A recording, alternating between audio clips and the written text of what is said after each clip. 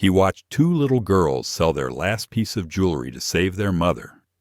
But what he did next changed all their lives forever.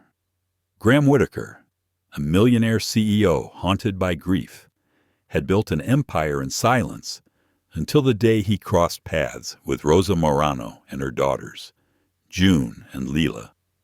They were strangers, standing on a street corner with too much pride and too little left to lose. But what if that single moment wasn't charity? It was destiny. Why would a reclusive executive open his mansion to a struggling single mother? Could a man who lost everything find healing through two little girls and a woman who never asked for help, and in a world quick to judge?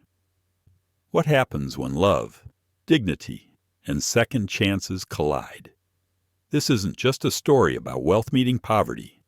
It's about walls breaking, trust growing, and a new kind of family being born not by blood, but by choice. If stories of quiet strength, chosen love, and emotional rebirth move, you don't forget to like, share, and subscribe. Your support helps us bring more heartfelt stories like this one to life. Let's begin. The late October wind moved like a whisper through Lincoln Square, brushing golden leaves across cobblestones and swaying the lamps along the narrow sidewalk. Graham Whitaker walked with purpose. The collar of his wool coat turned slightly against the chill. From a distance, he looked like any other businessman heading home from a long day. But there was something in his stride measured, too precise, that revealed more than he intended. He wasn't rushing. Graham didn't rush anymore. Not since he'd learned that rushing, in the wrong moment, could cost everything. People recognized him sometimes. Chicago's quiet billionaire, CEO of Halberd Dynamics, a man who turned renewable energy from a passion project into a $17 billion enterprise, a man who rarely smiled, never remarried, and always carried a thin leather notebook in his coat. That notebook wasn't for strategy. It held sketches, little ones, made by small hands, long ago. "Sir, excuse me." He nearly missed it. The voice was soft, almost swallowed by the street noise. But there was something, maybe the way it trembled, that made him stop. Two girls stood by a bench near the fountain, bundled in mismatched jackets, red curls peeking from under faded knit caps. One held a cardboard sign. The other clutched something small and silver in her mittened hand. "Would you, maybe, buy this necklace?" the one with the pendant asked. Her eyes were green and earnest. "It's really special. We're not stealing or anything. Our mom's sick. Really sick." Graham looked at the girls. Identical. Twins. 10. Maybe 11. Their clothes were clean but worn. Their cheeks red from wind exposure. And the necklace. He stepped closer. The pendant shimmered slightly under the street lamp. A silver heart. Etched along the rim was a delicate vine pattern, one he had not seen in years. He froze. On the back of that pendant, faint but familiar, was a tiny engraved initial C. It couldn't be, but it was. Clara's necklace. The one he gave her on their 6th anniversary. The one she wore every day until the accident. The one buried with her and their daughters. Where did you get this?" he asked, voice low. The girls looked at each other. The one holding the sign stepped forward. "It was our mom's. She said it used to mean something, but now we need money for her treatment. So we thought maybe someone kind would buy it." There was no manipulation in their tone, just the raw honesty of children too young to lie well. "How much?" Graham said, his voice quieter now. They hesitated. "Whatever you think is fair," said the girl with the necklace. "We don't know how much it's worth. She really needs help." Graham reached into his coat and pulled out his wallet. No thoughts, No calculation, just instinct. He handed them $500 in crisp bills. The girls stared at it, wide-eyed, as though he'd given them a miracle. "Is this real?" one whispered. He nodded. "What's your name?" "I'm Lila," said the first girl. "June," said the other. "That's our mom, Rosa. She's really sick. She hasn't moved all day." Graham took the necklace carefully. It felt heavier than he remembered. Colder, somehow. Lila placed it in his palm gently, as if handing over something sacred. Then both girls, still stunned, clutched the money like a lifeline and turned to walk away. He could have let them go. Should have. Maybe. But something in him, the place where grief had hardened into stone, began to crack. Graham turned back to the street, where his driver waited at a respectful distance in a black sedan. "Follow them," he said quietly. "Sir," the driver blinked. "You want me to just do it?" Graham slipped into the back seat without another word. As the car rolled slowly forward, headlights tracing the sidewalk, he kept his gaze on the red hats bobbing down the block. The neighborhood changed quickly, from bistros and bakeries to boarded windows and cracked sidewalks. The twins turned down a narrow alley. They entered an old walk-up, 4th floor, no elevator. The door barely held its frame. Graham sat in silence. His fingers clenched the necklace in his pocket. He felt his breath shorten. It wasn't just the necklace. It was the way June had looked at her sister before answering. The way Lila's voice shook with practiced calm. It was the eyes. The way children look when they've had to grow up too fast. He stepped out of the car before he could change his mind. Each stair creaked underfoot. The air inside smelled of damp drywall and bleach. Faint voices. One of the girls saying, "Mom, we got help." A beat of silence. Then coughing. Graham reached the door and knocked. It opened a crack. Lila's face peeked out, startled, then wary. "You're the man from the park." "I'd like to see your mom," he said, softening his tone. She hesitated. Behind her, June's voice called out, "It's okay. Let him in." The door opened. What Graham saw wasn't tragic. It was worse, it was ordinary. A mattress on the floor, a thin woman, Rosa, pale and feverish, cheeks sunken, eyes half-lidded. A single space heater buzzed in the corner. The kind of scene you forget unless you've lived it. "Has she seen a doctor?" he asked. "No money," June said. Simply, "The clinic said we had to wait 3 more weeks." Graham knelt beside Rosa. Her skin was hot to the touch. Labored breathing? Not tomorrow. Not later. Now. "She needs a hospital," he said. The girls looked at each other. "We can't. I'll take care of it." "But how will we pay you back?" Lila's voice cracked. "You already sold me something important," Graham said. "Let me do this." He lifted Rosa gently. She didn't protest. The girls grabbed their coats. In the hallway. Graham paused. He looked down at the 2 frightened, brave little girls and felt a sentence form in his chest. One he hadn't allowed himself to feel in 5 years. "I've got you." They didn't say anything, but they followed. Together.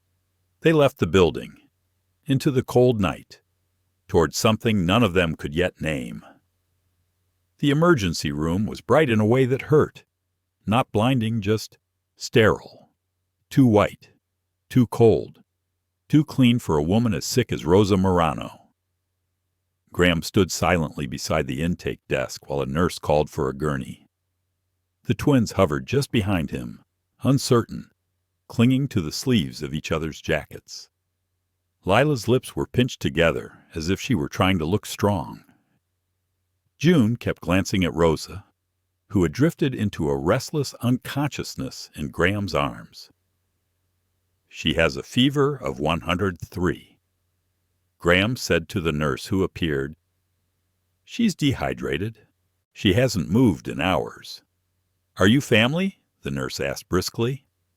There was a pause, a subtle one, the kind that blooms like static in the air. "Yes," he said, then added, quieter, "They are."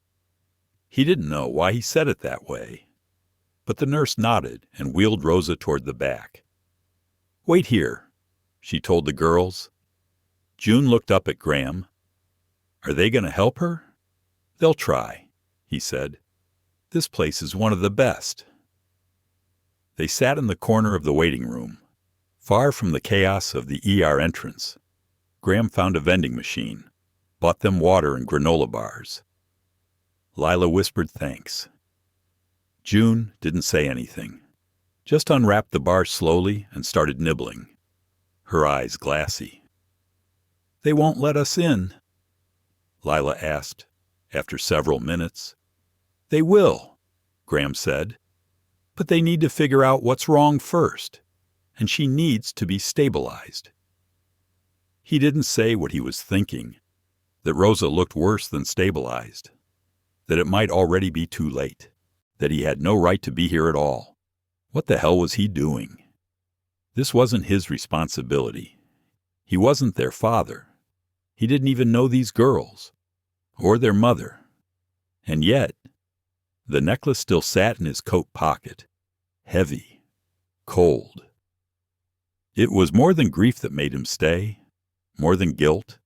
Somewhere deeper, below all that, there was a feeling he hadn't named yet. Need, not theirs. His. A doctor appeared nearly 2 hours later, clipboard in hand. Family of Rosa Morano. The girls jumped to their feet. Graham stood too. "She's stable," the doctor said, "but she's extremely dehydrated. Her kidneys are under strain, possibly failure. She needs dialysis, and we'll need to monitor her closely. Do you know if she has lupus or any autoimmune conditions?" "We don't know," Leela said, her voice barely audible. "She's had fevers for days," June added, "and sometimes her face gets puffy." The doctor nodded. "We'll run full panels. Right now, she's being treated for sepsis and acute kidney injury." "Is she going to die?" June's voice cracked on the word. The doctor knelt down slightly, looked the girls in the eye. "We're doing everything we can, but we caught it in time. That makes a difference." When he left, the girls sat back down slowly. Graham remained standing, his hands clenched behind his back. He felt like the ground had shifted. This wasn't a good deed anymore. It wasn't a gesture. This was something else. He sat down beside them. "If you want, I can stay until she wakes up." Lila nodded. June just leaned her head against his arm. And that was how it began. Not with a promise, but with a silence that felt like belonging. Hours passed. Lila fell asleep first, curled up under Graham's jacket. June followed not long after, her knees tucked beneath her. He didn't move, not when his leg fell asleep, not when his phone buzzed with emails he ignored, not even when the ER got louder, as evening turned into night. When the nurse finally emerged and told him Rosa was conscious, he didn't realize how long he'd been waiting to hear that. "She's very weak, but she asked about the girls." He nodded, then gently woke them up. "Come on," he whispered. "She's asking for you." The girls staggered after him, hair messy, eyes puffy from sleep. But when they saw their mother, color flushed back into their faces. "Mom," they called in unison. Rosa lay in a hospital bed, pale but awake. A nasal cannula delivered oxygen. Her lips were cracked, but her eyes lit up at the sight of them. "My girls," she murmured, "my sweet girls." June ran to the side of the bed. Lila stood frozen, uncertain. Graham stayed back, hands folded in front of him. Rosa's gaze flicked toward him, confused at first, then slowly, faintly, a look of recognition. "You're the man from the park," she whispered. He nodded. "Your daughters. They helped me remember something I forgot." She didn't ask what. Didn't need to. Lila finally stepped forward. "He helped us get here. Mom, he paid for everything." A flicker of alarm crossed Rosa's face. "We can't repay?" "You don't have to," Graham said softly. The room fell into a calm hush. Only the sound of the IV dripping. Only the quiet of three people trying not to cry. Later, when visiting hours ended and nurses ushered the twins out gently, Graham led them back to the lobby. "They won't let us stay. They said she needs rest," Lila replied. The clock read just past midnight. Outside, the city had gone to sleep, but the cold had only deepened. The girls stood huddled by the entrance. For the first time, they looked unsure of where to go. Graham looked down at them. He didn't ask anyone's permission, not the hospital, not himself. "You'll come with me," he said simply. "Just for tonight." The twins looked at each other, then nodded. They didn't ask where, because in that moment, it didn't matter. Wherever he was safer than anywhere else. They slid into the back of his car without a word. As they drove through the darkened city, Graham studied them in the mirror. One of them was humming softly. The other stared out the window. He realized something else. It wasn't pity that made him bring them. It was instinct. Something deeper than logic. Something like home. He reached into his pocket, pulled out the necklace again, and wondered what else had he forgotten. What else had he locked away, and how much longer could he ignore the key that had just been placed in his hand? The sedan pulled through the black iron gates with a soft mechanical hum. The driveway curved through trimmed hedges and pristine flower beds, all lined with subtle uplights that cast long shadows in the cold early morning air. At the top of the rise stood a modern stone estate with floor-to-ceiling windows, glass doors, and a wide terrace that overlooked Lake Michigan. The car stopped just past the front steps. June let out a breath before she spoke. "You live here?" Graham glanced at her in the rearview mirror. "Yes." She blinked. "It's bigger than the hospital." He smiled, just barely, only slightly. Lila stayed quiet, pulling her coat tighter around her. Her eyes scanned the home as if it might vanish if she looked too hard. Graham stepped out first. Then he opened the door for them and gestured to follow. They moved cautiously up the stairs, stepping like they weren't sure if they were allowed to make sound. The door opened into a large foyer. Warm light spilled across pale oak floors. A hallway to the left led to the kitchen. To the right, a formal sitting room with a fireplace that hadn't been lit in months. Graham took their jackets. "You'll sleep here tonight," he said, pointing down a hallway toward the guest suite. "There are 2 beds, bathrooms just across the hall." June looked up. "You really live alone?" "Yes." The answer came out more hollow than he intended. He hadn't always, but for 5 years, the silence had been a kind of companion. Predictable, unchanging, cold, but safe. Now there were footsteps. Now there were whispers. 2 new shadows gliding across a home that had forgotten what it meant to be filled with life. In the guest room, Lila pressed her hand against the tall window overlooking the lake.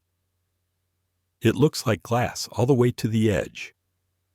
"It freezes in the winter," Graham said from the doorway. "We used to go ice skating." He didn't realize what he'd said until the sentence had already landed. Lila turned. "With your family?" He nodded once. "You had kids?" June asked softly. "Yes. 2 girls. They didn't press, and he didn't offer more. He showed them how to work the bathroom lights, where the extra towels were. Then he left the door cracked just enough for comfort. He stood in the hallway for a long moment, listening to them settle in. A voice echoed softly inside. "Don't get attached." But it was already too late. He walked to his study, turned on a dim lamp, and sat down in the leather chair that overlooked the lake. The necklace still sat on his desk. He picked it up again. Not Clara's. He knew that now. The engraving was the same, but the wear pattern was different. Hers had a tiny scratch across the heart. This one didn't. Still, it was close enough to split him wide open. He used to think memories were something he could control. Let in one, shut out another.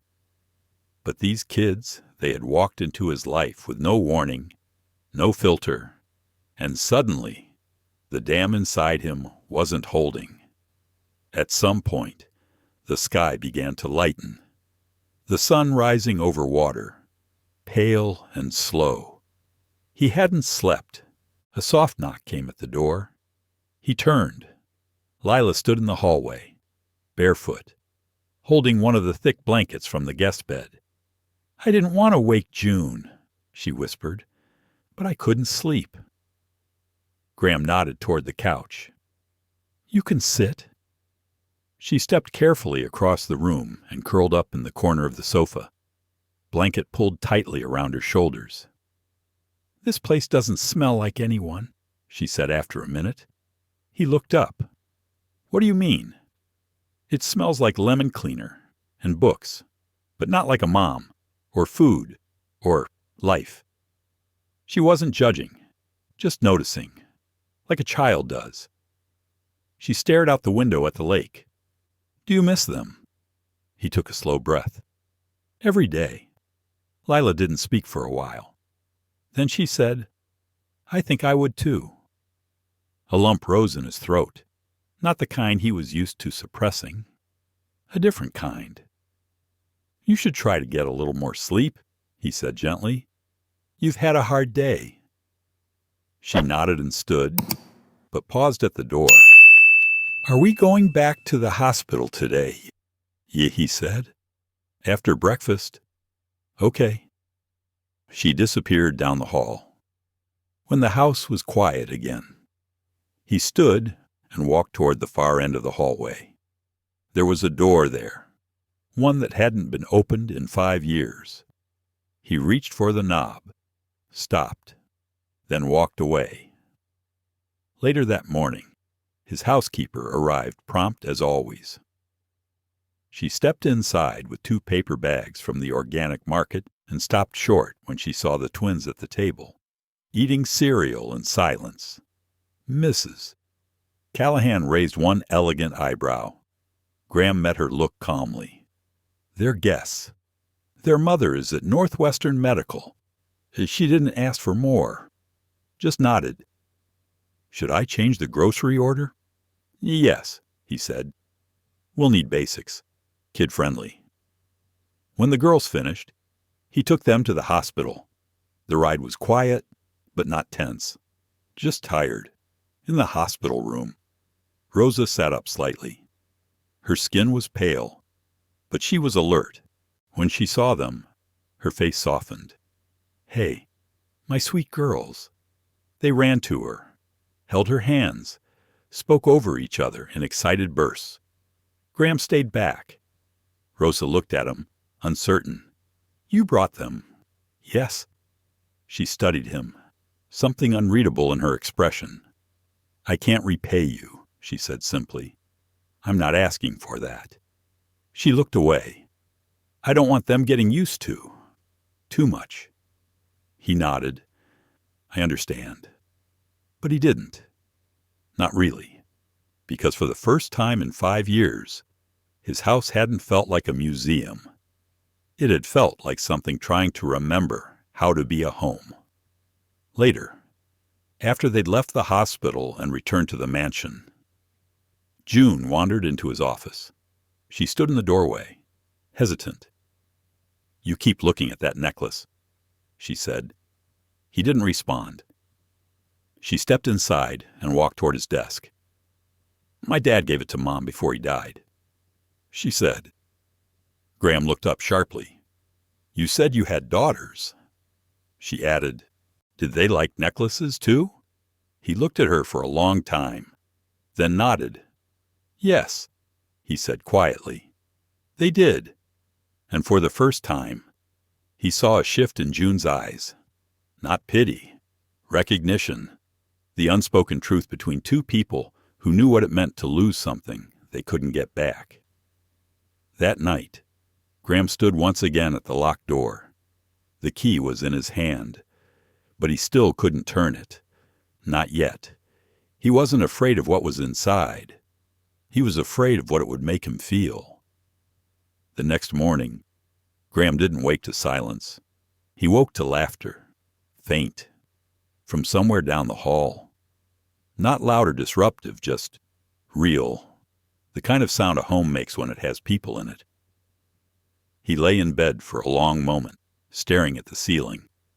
The sound was unfamiliar, but not unwelcome.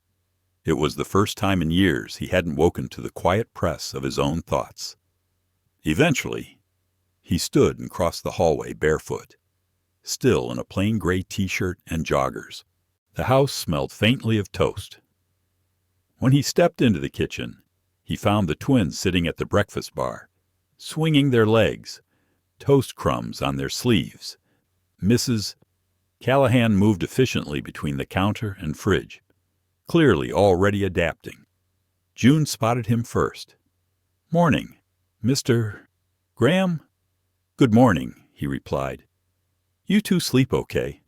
Lila nodded. "The beds are really soft," June added. "But I had weird dreams. Something about a turtle who could talk." "That sounds about right," he said, half smiling. Mrs. Callahan set a fresh plate of eggs in front of them and looked up at Graham. "I made coffee. French press. It's on the warmer." He nodded and crossed the room, poured himself a mug, and leaned against the counter. The girls ate like they'd never had a warm breakfast in a quiet place before. Which, he realized, might actually be true. Later that morning, he set them up with a few art supplies in the sunroom. Mrs. Callahan had unearthed old sketch pads from storage. June immediately began drawing a spaceship shaped like a pancake. Lila was sketching a treehouse, eyes focused. Graham stood at the threshold, watching. There was no need to say anything. Just being there was enough. Around noon, his assistant called. "Should I clear your calendar again this week, sir?" He hesitated. He hadn't been to the office in days. The board would be whispering. He ran a hand over his face. "Yes," and called Northwestern. "I want updates on Rosa Morano's care daily, and have legal check on her insurance options." There was a pause on the line. "Of course, sir. Anything else?" He glanced back at the girls. "No," he said. "That'll do." That afternoon, he took them back to the hospital. Rosa was sitting up straighter today, her skin still pale, but her eyes clearer. When the girls burst into the room, she smiled weakly. "You're back." June climbed onto the edge of the bed carefully. "You look better." "I feel less like I'm melting," Rosa replied. Graham stayed near the window, allowing space. But Rosa looked over.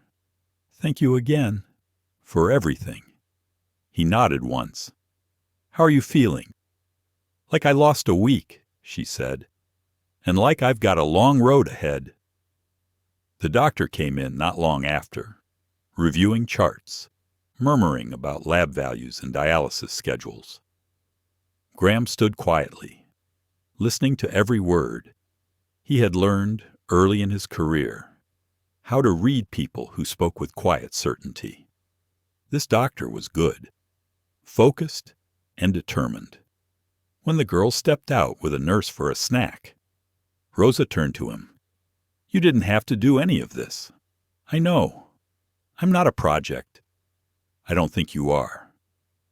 She studied him for a long moment. So what's the story then? Why open your mansion to two kids you just met in a park?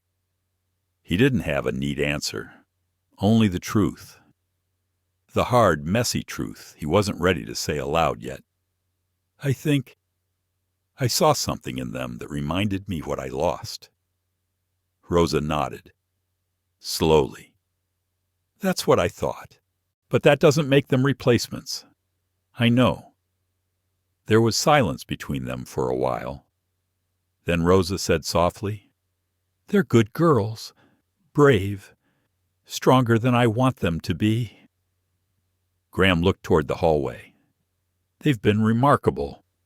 That night, after the girls had gone to bed, Graham sat on the terrace with a glass of wine. Mrs. Callahan had retired. The house was still again, but not dead. It breathed now. There were things left on the counter, crayons under the rug, a sweater half folded on a chair, proof of life. He looked up as the glass door opened. Rosa stepped out slowly, wrapped in a shawl, hospital bracelet still on her wrist. You should be resting, he said. I've been lying down for 7 days, she replied. I needed fresh air. He gestured toward the empty chair. She took it. They sat quietly, the lake shimmering under the moonlight.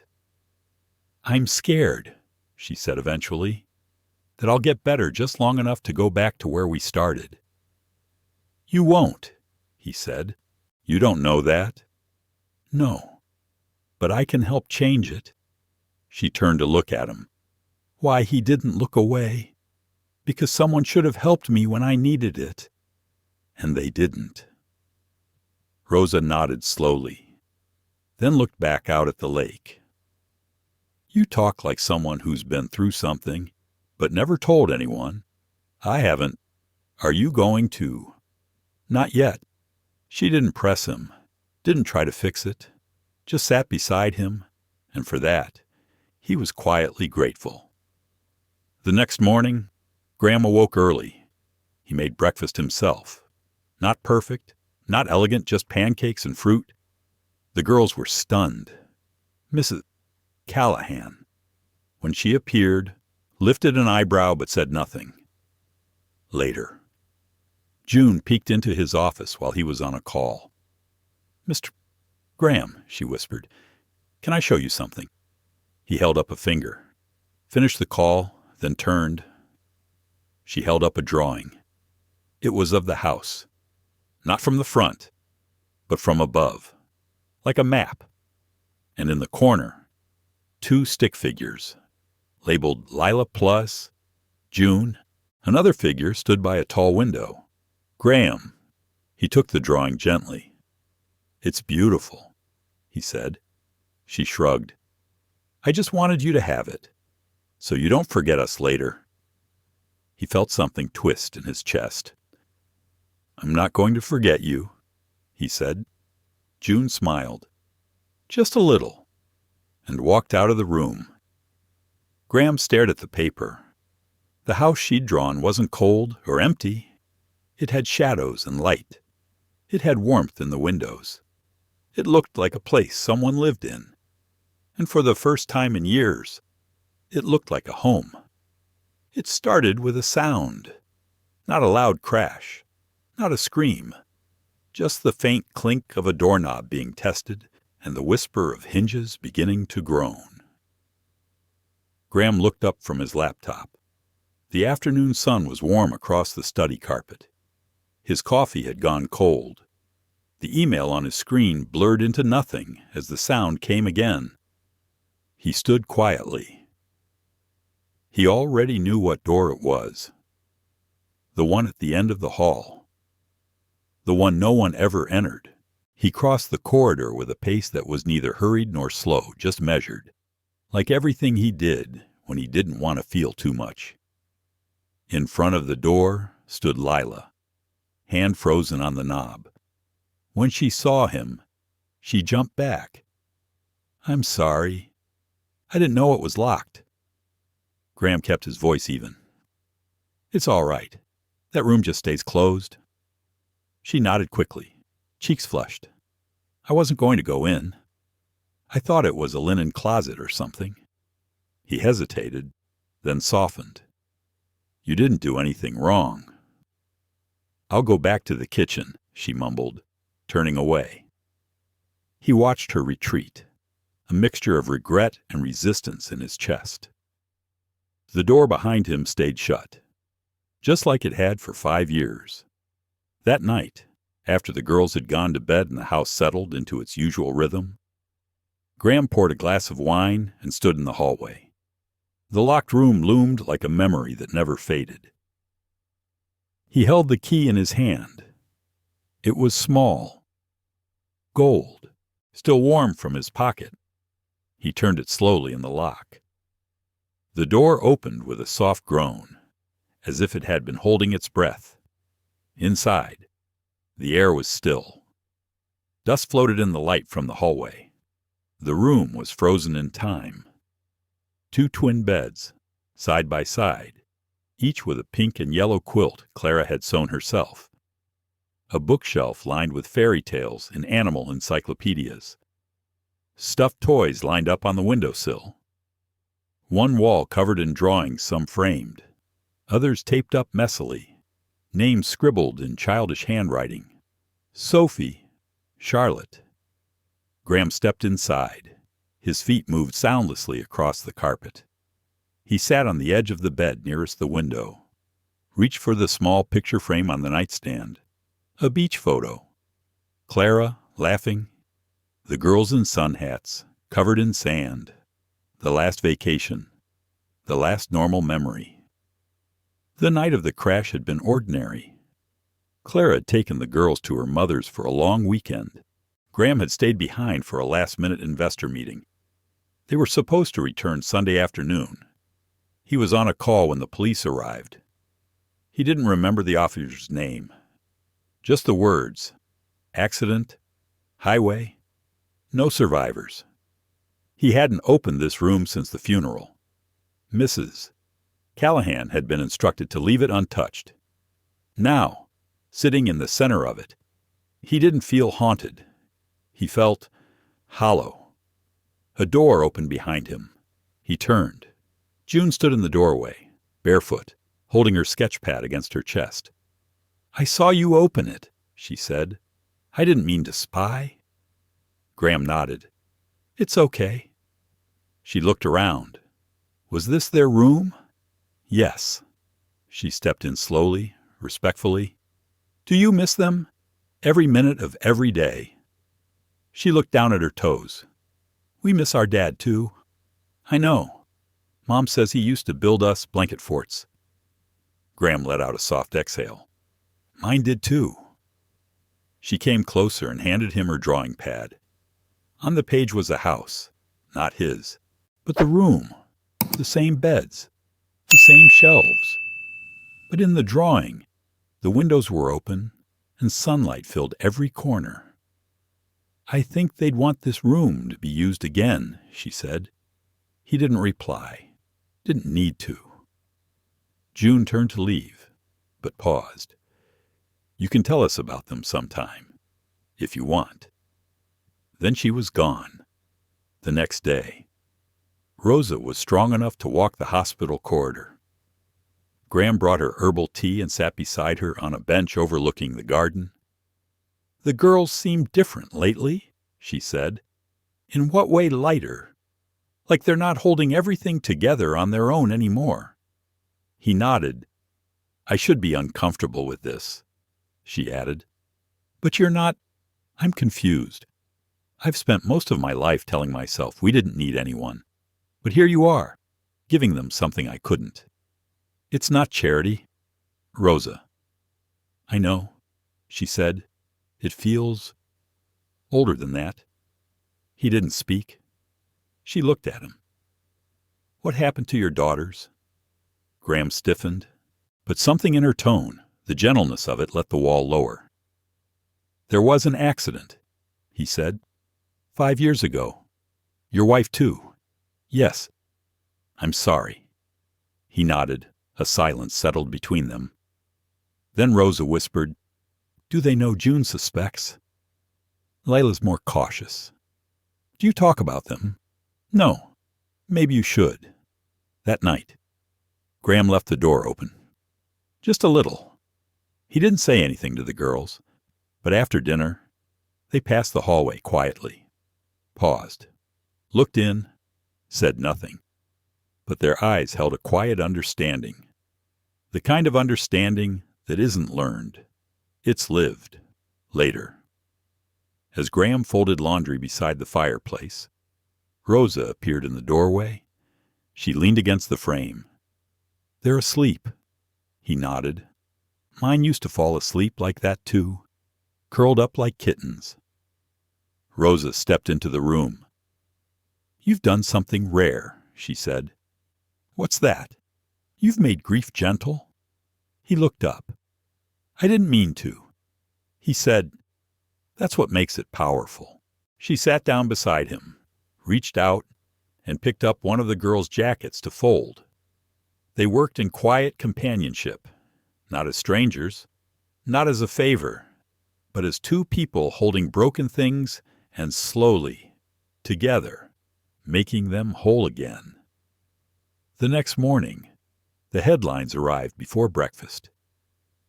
Graham hadn't meant for the story to get out. In truth, he didn't think anyone outside his own staff would even care. But in the age of social media and long lenses, privacy didn't last long. The article on the local blog wasn't inflammatory. It was curious. A photo of Graham leaving Northwestern Medical, with June holding his hand and Lila clutching a sketch pad. The caption read, Halberd CEO seen leaving ER with 2 young girls. New foundation project or family mystery. It took exactly 2 hours for the calls to start.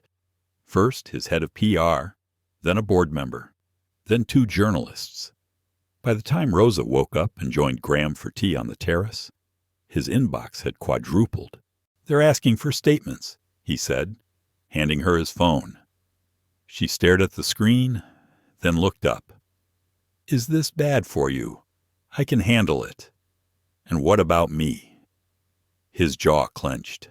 No one should be bothering you. I didn't ask for this attention, she said, not accusing, just tired. I just wanted to keep my daughters safe. Graham looked out at the lake. The morning light reflected like silver. I'll make it stop. How I have influence. Exactly, she said. And that's what worries me. He turned sharply. What does that mean? It means I'm not used to being someone else's story. Not again. Rosa, you're kind, she said. You've given more than anyone ever has. But this isn't just a rescue. It's a life. Mine. Theirs. And I don't want it repackaged for a headline. Her voice didn't rise, but it cut deeper than anything he'd heard in years. Graham said nothing, because she wasn't wrong. That afternoon, Lila and June were invited to a local school to audit classes. Graham had arranged it quietly, but a few parents still recognized the girls from the photo online. As June painted watercolors in art class, a girl leaned over and asked, Is that the rich man who bought your mom's hospital bed? June blinked, confused. What my mom said you live in a mansion now. Did you used to be, poor June? Didn't answer. She just stared at the page until the bell rang. At pickup, Graham noticed her silence. How was school? He asked, opening the door to the car. June climbed in without a word. Lila followed. It was okay, she said, but people are weird. Graham looked at them in the rearview mirror. What kind of weird? Like they think we're something we're not. He nodded slowly, gripping the steering wheel. Back at the house, Rosa was pacing on the porch, her phone pressed to her ear. She didn't see them arrive. I told you. I'm not doing an interview, she snapped.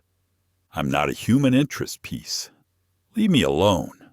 She hung up and looked up to see Graham watching. That was a reporter. She said, again, I can issue a statement. He said, say you're under my protection. I'm not your asset. Graham. Her words were firm, but her eyes. God, her eyes were exhausted. I know. I'm just trying to get healthy. Keep my kids grounded. And suddenly people are saying I used you. No one who matters is saying that. But the internet doesn't care who matters. She slumped into the porch chair. He hesitated, then sat beside her. I know what it feels like, he said, to have people invent your story. I've lived it. She looked over. Tell me. He swallowed. The words came slowly, like stones. They said I buried myself in my company after the accident, that I stopped caring about people. Some even said I never loved Clara, that I had affairs, that I sent my family away that weekend to get space. None of that's true. No, but you let them say it. I didn't have the energy to fight. She nodded. I get that. Silence fell between them again. The kind of silence that says I've been alone too. Later that evening, after the girls were tucked into their beds and the house fell into quiet again, Rosa joined Graham in the library. She sat beside the fireplace, arms wrapped around her knees. They're happier here, she said. I don't know how to take that. You're their mother. That's all they need. She looked at him. Do you think we belong here? Yes, he said immediately. She raised an eyebrow. You didn't even think about that. I don't have to. But I do, she whispered. He turned toward her. I've lived in shelters, she continued. I've been judged in grocery store lines. I've had people hand me dollars and avoid eye contact. And now I'm sitting in a library filled with first editions, drinking tea I can't pronounce, wondering if my daughters will hate me when this ends. He didn't speak for a long moment. Then, very quietly, what if it doesn't end? She looked at him. Would that be worse, he asked. If you stayed, I don't want to need you. You don't. She blinked. You're not here because you're weak. Rosa, you're here because they needed help. And now that they're okay, you're still here because maybe you matter to someone. She was still. Then she said, That's a harder thing to believe. He nodded, and they sat there, not like saviors and survivors, but like two people slowly, painfully, trying to believe in something new. The next morning, Lila handed Graham a note. It was written in purple marker. Mr. Graham, thanks for the cereal. Thanks for the room. Also, thanks for not being fake. Nice. Some grown-ups are. P.S. Can we build a treehouse? He laughed. A real laugh. It startled him. Later that afternoon, he started sketching plans. And for the first time since Clara died, Graham found himself whistling. Not because he was okay, but because something in the silence had changed. The next few days settled into something that resembled rhythm. Mornings began with breakfast, sometimes made by Mrs. Callahan, sometimes by Graham, always punctuated with June's jokes and Lila's long, quiet observations. Midday meant visits to the hospital or walks around the lake. Afternoons brought schoolwork, sketchbooks, puzzles, but what everyone waited for most was the project, the treehouse. It began as a suggestion, one little note in purple marker, but it quickly took on a life of its own. Graham hadn't built anything in years, not with his hands. His work was all strategy, scale, shareholders. He hadn't held a hammer since the week before his daughters died, when Charlotte begged him to fix the wobble in her closet shelf. He remembered telling her, Saturday, I promise. Saturday never came. So when he stood under the maple tree in the far corner of the property, blueprint in hand, the air held more than sunlight. It held something he wasn't ready to name. June ran back and forth from the garage, carrying tools that were almost too heavy for her. Lila read the instructions like a general preparing for battle. Rosa sat on the porch with a clipboard, pretending to oversee, but really watching them with a softness she couldn't hide. "It has to have a window," Lila insisted. "And a trapdoor," June added. "And rope lights," Rosa threw in, half joking. Graham laughed. "If this turns into a palace, I'm making you all pay rent." The joke landed, not just because it was funny, but because it felt normal. Normal. That dangerous, tender word. That night, Graham stood alone beneath the unfinished platform. It wasn't much yet, just a floor, a few crossbeams, but already it had changed the space. He looked up at the wood, then down at his hands. He didn't feel grief tonight. He felt something else, almost like hope. He turned to walk back toward the house, but stopped when he saw Rosa standing at the edge of the yard, arms crossed, her shawl wrapped tightly around her shoulders. "Couldn't sleep?" he asked. She shook her head. "Kidney pain. Mostly manageable now." He nodded. They stood in silence for a moment. Then she asked, "What did you want to be when you were a kid?" The question caught him off guard. "A pilot," he said. After a moment, "I like the idea of disappearing into the clouds." She smiled. "Figures. You social worker," she said. "I wanted to help kids who didn't have anybody." He turned to her. "That makes sense. Didn't get there," she added. "Had June when I was 19. School disappeared. Maybe it can come back." She looked away. "Maybe." They started walking back slowly. "I've been wondering something," she said. "Ask, why us?" He frowned slightly. "What do you mean?" "You've probably passed 1,000 people who needed help. Why stop for us?" Graham didn't answer at first. Then he said, "Because I saw myself in June's face." Rosa looked up. "The first time I saw her, she looked like someone trying not to break." He said, "I knew that look." They reached the porch. "She looked like me," he added softly. "The day after I buried my family."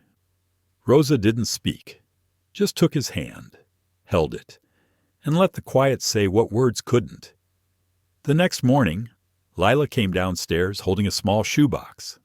Inside were buttons, old birthday cards, a tiny drawing folded into quarters. "My memory box," she said. Graham nodded, curious. She handed him the drawing. It showed a stick-figure family under a rainbow. One tall figure had dark hair and a long coat. "That's you," she said.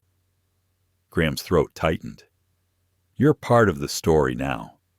Later that day, as they hammered more boards into place, Rosa joined them with lemonade and a folding chair. She didn't speak much, but her presence was steady.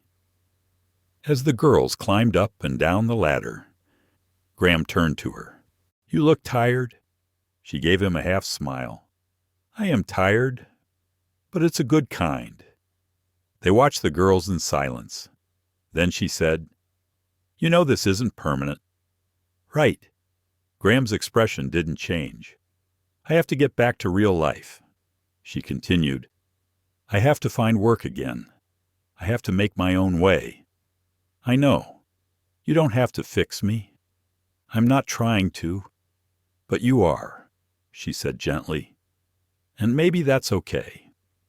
He didn't argue, because part of him wanted to. But another part, the deeper part, was beginning to understand that real help wasn't about fixing. It was about standing next to someone while they healed. That evening, the treehouse stood taller than before. It wasn't finished yet, but it had walls now, and laughter inside it, and the soft rhythm of footsteps on planks. When night fell, June came downstairs in her pajamas, dragging a pillow behind her. "I can't sleep," she said. Graham was sitting by the fire. He patted the space beside him. She curled up, head against his side.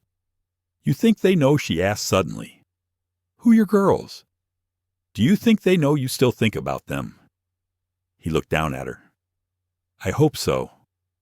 I think they do," she said. "I think that's why they sent us." He swallowed hard. "Do you believe that?" he asked. "Sometimes." Then she drifted off, and Graham sat there, long after the fire had gone out, listening to her breathe. It began with a letter, a white envelope, no return address, just Rosa's name scrawled in ballpoint ink. She found it in the mailbox that morning. No one had seen who delivered it. No postage, just paper and quiet malice. She opened it slowly, standing in the kitchen, while June hummed in the background and Graham read emails with a furrowed brow. Rosa's fingers froze as she read the first line. "You don't belong in that house." The rest was worse. Accusations of manipulation, veiled threats, warnings to stay in your lane. She folded the paper calmly, slid it into her coat pocket, walked into the bathroom and locked the door before she let herself cry. No one noticed at first, but something changed in her that day. She spoke less, laughed more carefully, and when Graham asked if she wanted to come with him and the girls to the bookstore downtown, she said no, they need normal. She said, "Without me hovering." He nodded, but noticed her hands shaking as she wiped down the counter. Later that afternoon, Graham found the envelope. Rosa had tucked it under a stack of newspapers. He wasn't looking for it, but when he saw his own address scrawled in ink, his gut tightened. He read it twice, then a third time. His jaw locked. When Rosa returned from a walk, he was waiting in the foyer, envelope in hand. "You should have told me," he said. Her eyes dropped. "It's just one letter. It's not going to be the last. I can handle it. You shouldn't have to." She looked at him tired, worn. "This isn't new to me. Graham, I've been told I don't belong in nice places my whole life. You do, but not everyone agrees." He stepped closer. "I don't care what they think. I do, because I'm a mother, and I can't protect my girls from everything. But I can protect them from being caught in your spotlight." His voice softened. "They're not in my spotlight. They're in my care." "And what happens when the world gets uglier?" she asked. "When headlines stop being curious and start being cruel?" He had no answer, because she was right. That night, Rosa didn't come down for dinner. June noticed first. "Is Mama okay?" "She's resting," Graham said gently. "Can we bring her a plate?" He nodded. "That'd be kind." The girls put together a tray rice, roasted vegetables, a glass of cranberry juice. They padded up the stairs together, whispering. Rosa opened the door with a smile that didn't reach her eyes.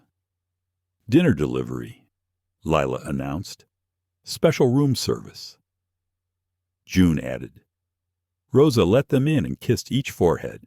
"Thank you. Babies." They sat at the edge of the bed, telling her stories from the bookstore about a talking dragon and a funny cashier who sneezed every time someone said receipt. Rosa laughed. A real one.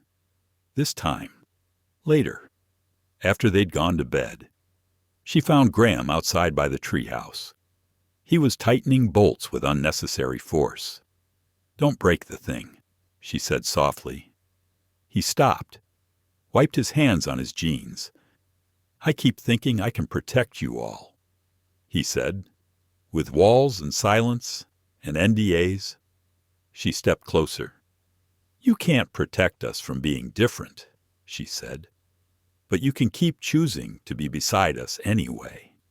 He looked up. "I'm not afraid of letters," she said.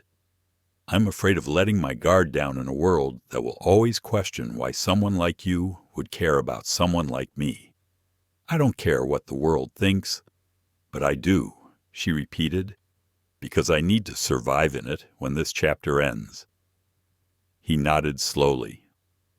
She took a breath. "Which is why I need something from you. Anything. I need space. Not from this place, or from you, but space to figure out who I am outside of being a guest in someone else's life." He didn't like it, but he understood it. The next day, Rosa signed up for online courses at a local community college. She dusted off an old laptop and spent the afternoon at the kitchen table. Headphones on, eyes focused, Graham watched from the hallway. Not intruding, just admiring. Later, when June skinned her knee climbing into the treehouse, Rosa was the first there with a Band-Aid and a kiss. And when Lila cried over a math problem, Graham sat with her for 30 minutes, helping her piece it together. The unit was holding, changing, but holding. But just as the calm began to return, another storm rolled in. It was evening. Rain pattered gently on the windows. The fireplace flickered low. Rosa was folding laundry while the girls played cards on the rug. The doorbell rang. Mrs. Callahan wasn't there. Graham rose slowly, opened the door, and found his brother standing on the porch. "Hello, Graham," the man said. "It's been a while." Rosa looked up. The girls paused their game. Graham's spine straightened. Michael Whitaker, same jawline, darker eyes, a presence like smoke. He stepped inside without being asked. "I saw the article," he said. "Figured I'd come see for myself." Rosa stood. "This is Rosa," Graham said. "And her daughters?" Michael nodded slowly, gaze too sharp. "Ah, yes, the necklace girls." June stood behind her mother. Lila moved closer to her sister. Michael turned back to Graham. "You always did have a thing for lost causes." Rosa's face didn't change, but Graham stepped forward. "This isn't a social call." "Is it?" Michael's expression hardened. "You're jeopardizing the company. Half the board thinks you've lost it." "I'm not discussing Halberd in my home." "Well," Michael said, stepping back toward the door, "we may not have that choice much longer." He left without another word. Rosa looked at Graham. He looked away. "Do I need to worry?" she asked quietly. "No," he said, but it wasn't true, because something had shifted, and he didn't know how to stop it yet. Graham didn't sleep that night. He sat in his study long after the house fell quiet. The only sound, the ticking of the grandfather clock and the soft hum of rain brushing against the windows. Michael's words echoed in his head. "You're jeopardizing the company. You always did have a thing for lost causes." Graham stared at the old family photo on the bookshelf, his father, stern and polished, flanked by two sons who once believed they could lead without becoming him. Now, one of them stood in his hallway, threatening a takeover, and the other was questioning if all this house, this healing was worth the cost. By sunrise, Graham had made his decision. He dialed a number he hadn't used in years. "Alan, I need you to call an emergency board meeting. Today, at 9 a.m. Rosa found him still in the study, suit jacket on, shoulders squared like armor. "You're leaving?" she asked. He nodded. "Just for a few hours. A board vote." She hesitated. "Does this have to do with your brother?" "Yes." "Are we in the middle of this?" He looked at her. "Yes," he said honestly. She exhaled. "Then don't protect me. Tell me what's happening." He admired her for that, her refusal to be treated like something fragile. So he told her. about the board's concerns, the way his recent media attention had been spun as reckless, that Michael had been consolidating votes quietly. "I might lose control today," he said, "of Halberd, of everything I built after they were gone." She finished softly. He nodded once. "Do you want me to stay?" she asked. "I want you to choose whatever feels right." She didn't answer, just reached for his hand and squeezed it. "Come back," she said. "Win or lose, come back." He did, but not before things at home changed again. That afternoon, while Graham was in a sterile boardroom defending not just his leadership, but his soul, Rosa received a second envelope. This one had postage. It came from the Department of Family Services. Inside was a request for evaluation, a scheduled visit to determine the welfare of minors under non-biological guardianship. There were 3 names listed: June Morano, Leila Morano, and Graham Whitaker.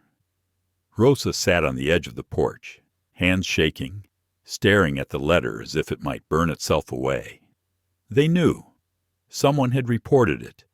The media coverage, the photo, the whispers. Someone had seen her daughters living under the roof of a powerful man and decided it couldn't be innocent, that it must be a transaction. She stormed inside, tore open the office drawer where Graham kept documents, searched until she found the file trust agreements, education fund, Morano family. She flipped through it, scholarships, health insurance, future housing stipends, all in her daughters' names. It was generous, it was kind, but it also terrified her, because in the eyes of the world, it could look like ownership, like payment, like she had traded her dignity for stability. When Graham returned hours later, exhausted but standing tall, Rosa was waiting at the door with the letter in one hand and the folder in the other. "Who else knows?" she demanded. He blinked. "What about this?" she said, thrusting the file at him. "About what you've done for them. For us. Only my counsel. My assistant. Is this your way of buying peace?" His expression shifted. "No. It's my way of giving them something I can't give my daughters. You didn't ask me. I didn't think I needed permission to protect them. But you do," she snapped. "Because they're mine." Her voice cracked. He stepped back. "This letter," she said, waving the DFS notice, "is because someone thinks I've sold them off to you, that we're playing house so I can access your bank account. That's not what this is. No, it isn't. But from the outside, it looks like exactly that." He ran a hand through his hair. "I was just trying to help, and I'm trying to survive," she said. "You get to walk into a boardroom and fight for your company. I have to walk into an agency and prove I'm still my daughter's mother. That landed hard. I've worked every job. Graham, I've stood in food lines. I've read bedtime stories while crying from hunger. And for the first time, I thought maybe I didn't have to fight so hard. But now it feels like I've just been given a prettier battlefield." Graham's face went pale. "I'm not trying to take anything from you," he said. "I'm trying to give. But gifts with strings aren't gifts. They're debts in disguise." They stood there, 2 broken people, arms full of good intentions, crushed beneath the weight of the world's assumptions. "I need to go," Rosa whispered, "at least for a few days, to think, to breathe." "Take the girls," he said softly. She blinked. "You're not going to stop me, I trust you." She nodded once. The next morning, Rosa packed a small bag. The girls were confused but didn't protest. They had grown to understand that their mother didn't run away. She reset. June hugged Graham tightly before they left. "Don't forget us," she said. "Never," he promised. Lila gave him a drawing. It was the treehouse, finished, glowing with string lights. "You still have to hang them," she said. He smiled through his heartache. "I will." As the car pulled away, Graham stood on the steps, watching them disappear down the long driveway lined with sycamore trees. And for the first time since they arrived, the house felt cold again.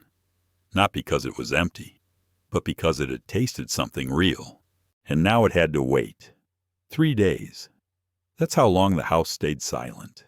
The kind of silence that wasn't peaceful. It was loud, echoing, unforgiving. Graham moved through the rooms like a man misplaced in time, touching doorknobs, checking windows, setting the table for 3 instead of 1, before remembering they weren't coming back that night. He still made breakfast, out of habit more than hope. Scrambled eggs, toasted sourdough, sliced strawberries. No one sat down to eat. He poured the plates into the trash after 20 minutes. On the 3rd morning, he stood at the edge of the treehouse, now nearly finished. Only the string lights were left. Lila's drawing had shown them looping around the roofline like stars. He hadn't hung them. He couldn't. Not yet. He didn't know what he was waiting for, but whatever it wasn't in his hands. Across town. Rosa sat in a modest motel room with 2 twin beds and a chipped sink. The curtains barely blocked the morning sun, and the air conditioner sputtered every 15 minutes like an old man trying to catch his breath. June and Lila were curled up together on one bed, reading a library book. Rosa sat on the other, laptop open, browser tabs filled with job applications and rental listings. Her phone buzzed. Another unknown number. She didn't answer. She hadn't answered in 2 days, because she didn't know what to say to Graham, to her daughters, to herself. The truth was cruel in its simplicity.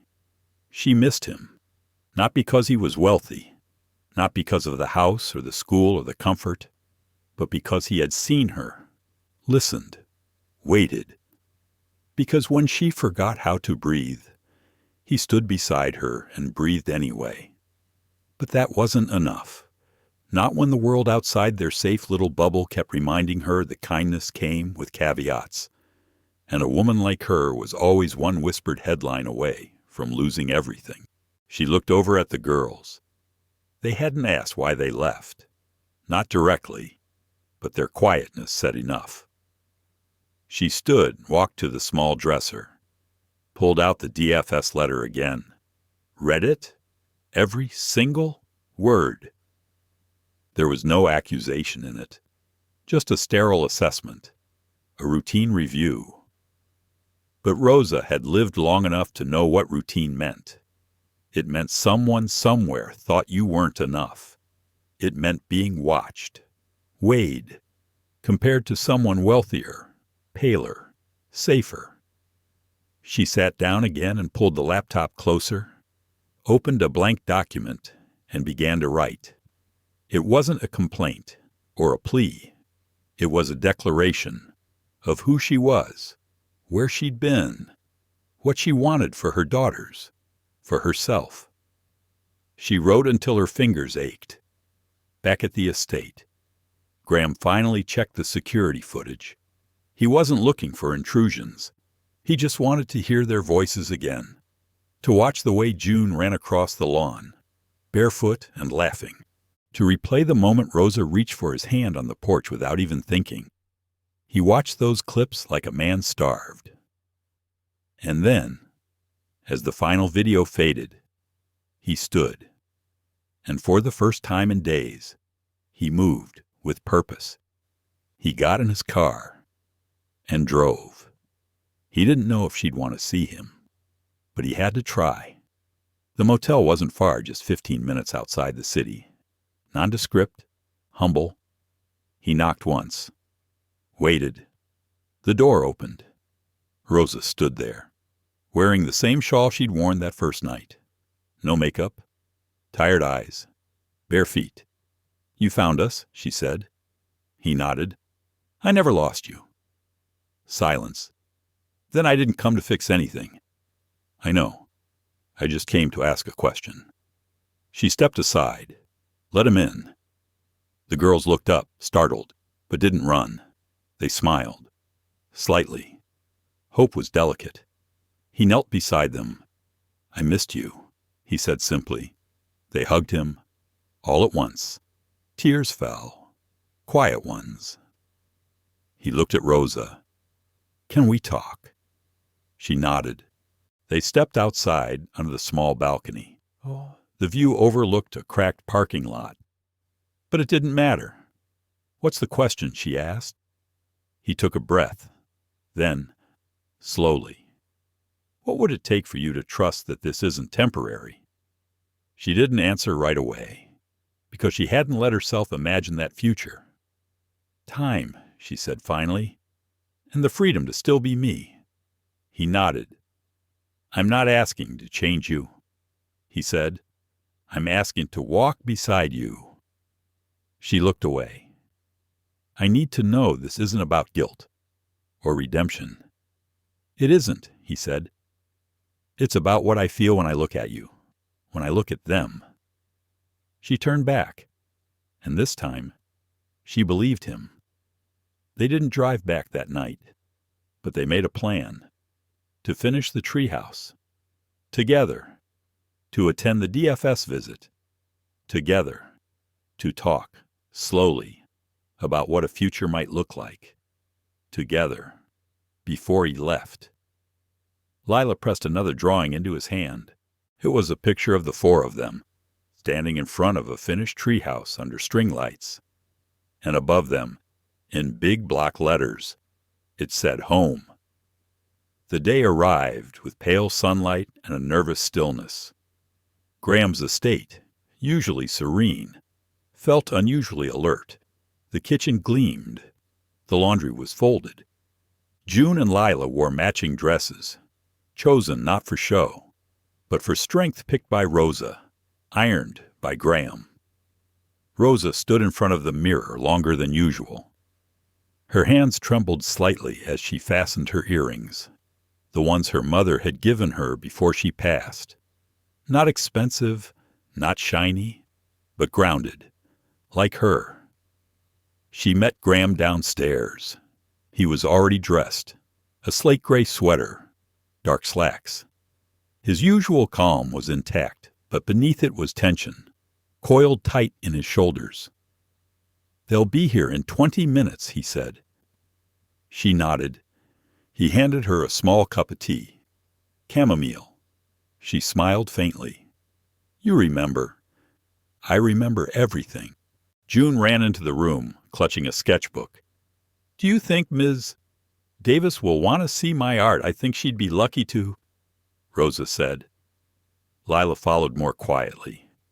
Do we have to talk a lot? Only if you want to, Graham said. Then the knock came, a sharp, professional rhythm. Rosa opened the door. A woman stood there in a navy blue blazer, clipboard in hand, glasses perched low on her nose. Ms. Morano. Yes, I'm Cassandra Davis. Thank you for agreeing to the visit. Please, Rosa said, stepping aside. Come in. Graham greeted her with a firm but respectful nod. I'm Graham Whitaker. Ms. Davis's eyes flickered just briefly with recognition. She had done her research. They moved into the sitting room. Ms. Davis sat across from them, legs crossed, pen poised. I'll be asking a few questions, she said, just to get a sense of the arrangement, the environment, and the well-being of the children. Of course, Rosa said. How long have you been living here? A few weeks? Rosa replied. Temporarily, while recovering from a medical issue. And you, Mr. Whitaker, are not a legal guardian. No, he said, but I've provided housing and support.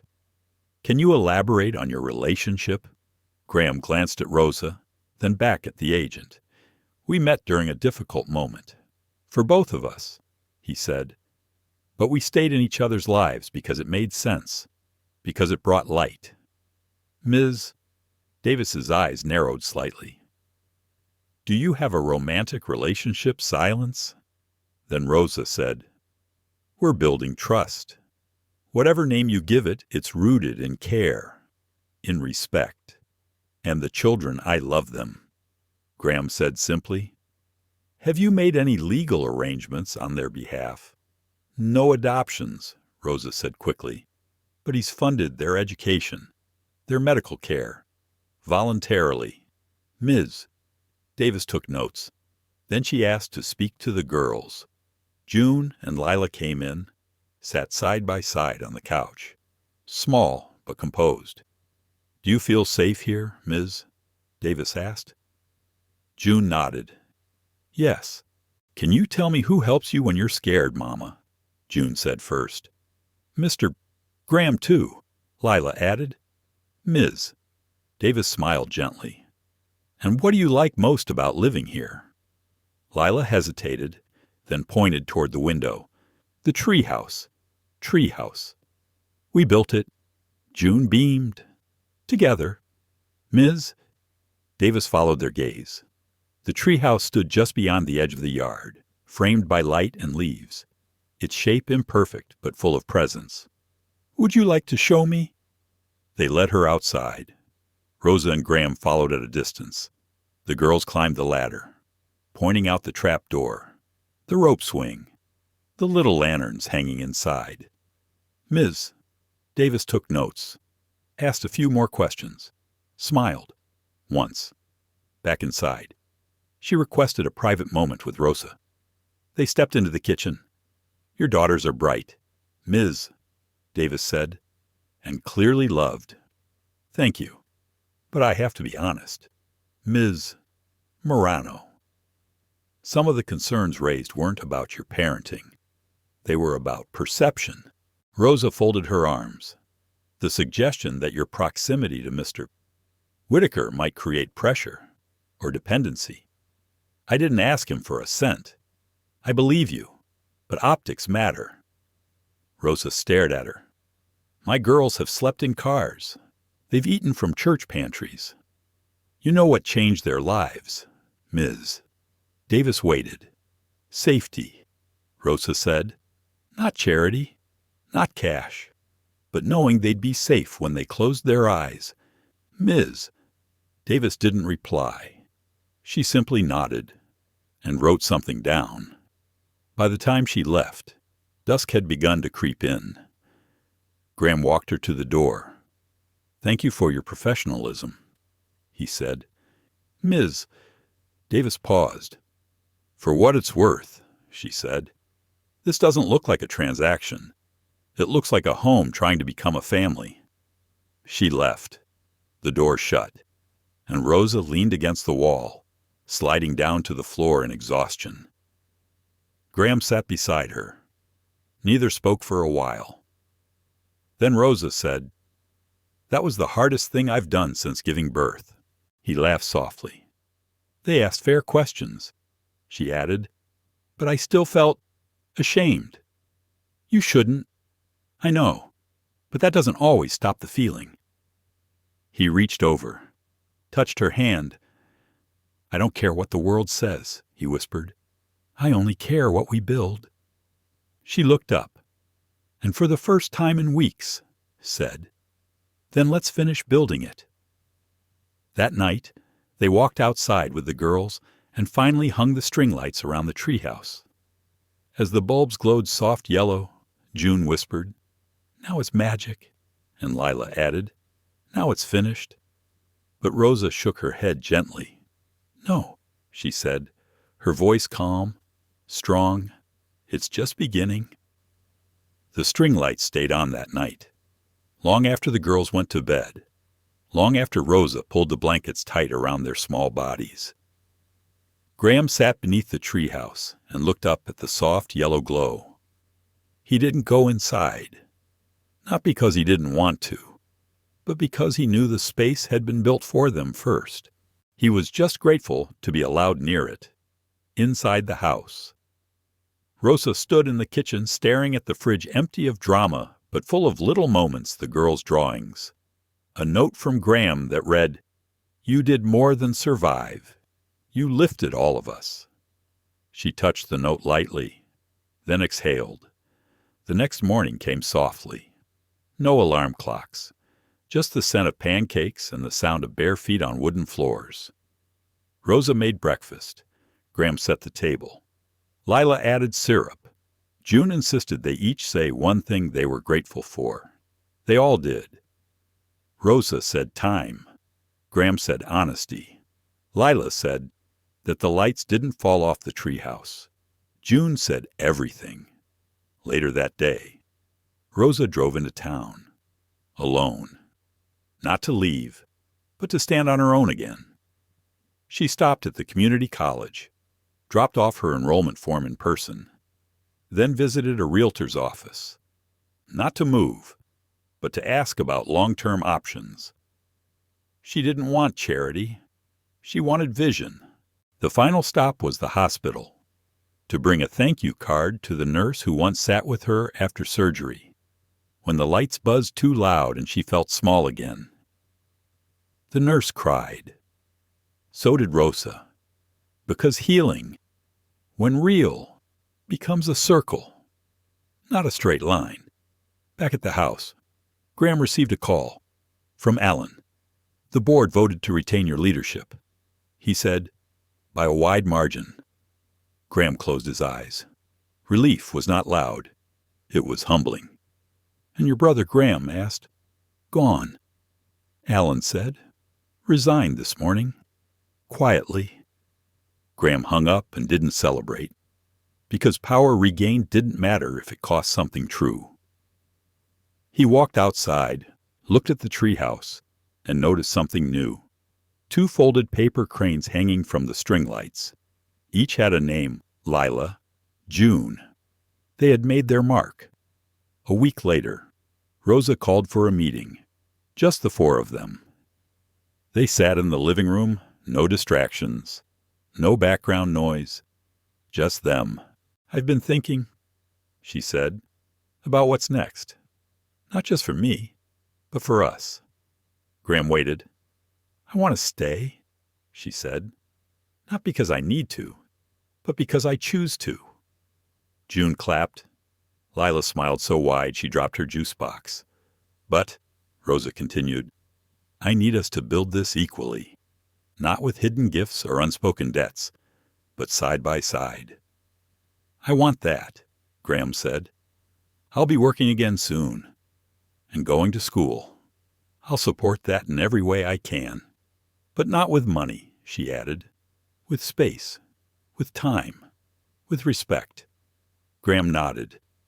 Always. They made it official. She remained on the property, but with her own lease agreement, one they wrote together. The education fund stayed in the girls' names, but now it was a partnership, not a rescue.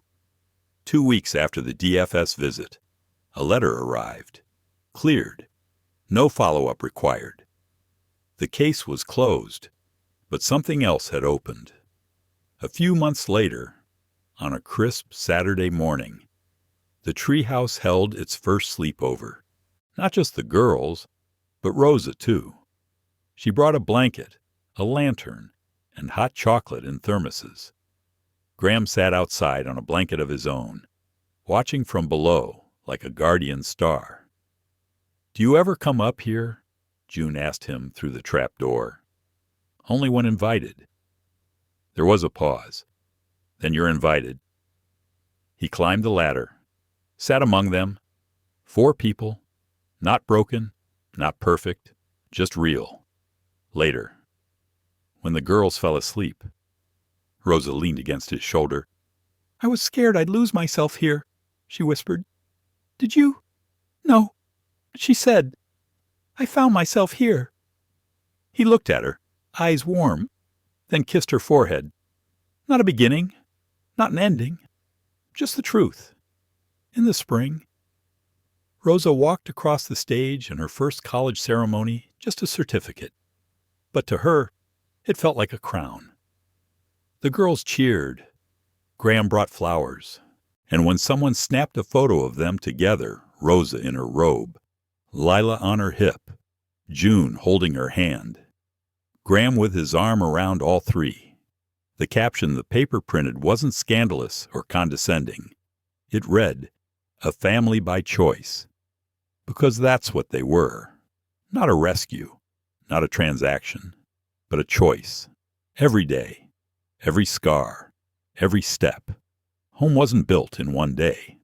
It was built with trust, with cranes and string lights, and with two girls who sold a necklace out of love and found a whole world waiting for them. Some stories end with goodbyes. This one ends with light. From the treehouse glowing in the backyard, to the diploma Rosa earned on her own terms, to the paper cranes and drawings that turned a mansion into a home. This was never about rescue. It was about recognition. A millionaire didn't save a mother and her children. He simply saw them, and they, in turn, helped him remember what it meant to live and to love without fear. But let's not forget the world. They had to push back against the suspicion, the judgment, the unspoken rules that tell struggling mothers they must remain small and grateful, and tell powerful men that compassion is weakness. This story reminds us dignity is not given, it's chosen. And family isn't always who you're born with. It's who walks with you when the world turns cold. If this story moved you, if you believe in second chances and the quiet power of love, please like, share, and subscribe to our channel. Let's keep telling stories that challenge injustice and honor those who rise in spite of it. We'll see you in the next story.